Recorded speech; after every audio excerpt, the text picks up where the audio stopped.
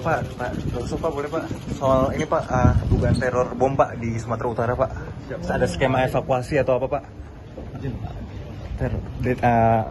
Teror bom di Sumatera Utara Pak, pesawat Saudi Airlines mendarat darurat. Ini ada skema evakuasinya seperti apa Pak? Ya, tadi jam 11 siang tadi saya mendarat membawa jamaah kloternya dari Jakarta. Ada 442 jamaah haji.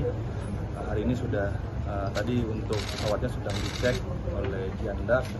Untuk jamaah hajinya sudah kita berikan fasilitas, dan bahkan kalau memang pesawatnya diberangkatkan sampai dengan besok hari, kita akan siapkan surat penginapan.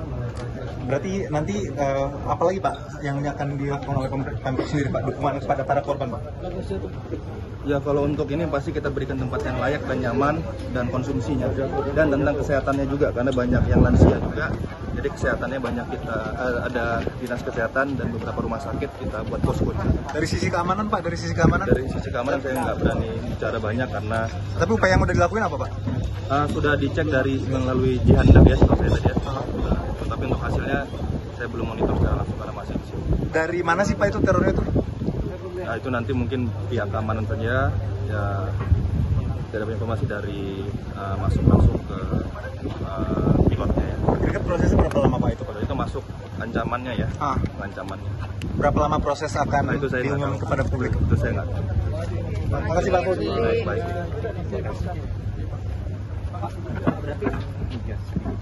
Jelajahi cara baru mendapatkan informasi. Download Metro TV Extend sekarang.